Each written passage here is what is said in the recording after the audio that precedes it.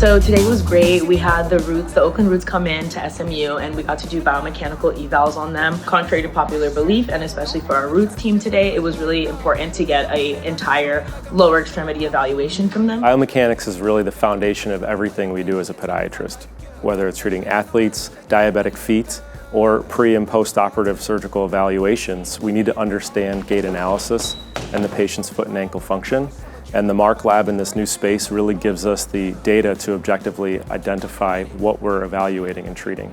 We have a new 12 camera system here focused on the walking and running area, so we can do quick movements.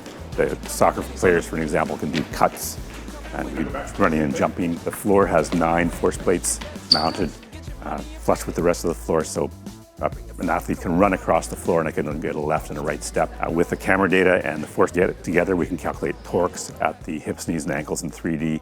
We measure 16 channels of muscle activity. I'm very excited today because I used to be a soccer player, not professionally, but I'm very into this sport, and this is the first time where I'm actually working with athletes. Most likely I'll be looking into sports medicine in my career. So I think this is the greatest opportunity I could ever have. Students who are excited in biomechanics or sports medicine have a multitude of career options going forward.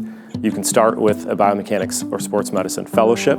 You can partner with local organizations, or you can join larger organizations to work with professional teams, or start your own career down the road. So it was really cool to just meet the players and get to do this today and get to put our clinical rotation into practice. That was probably the coolest part.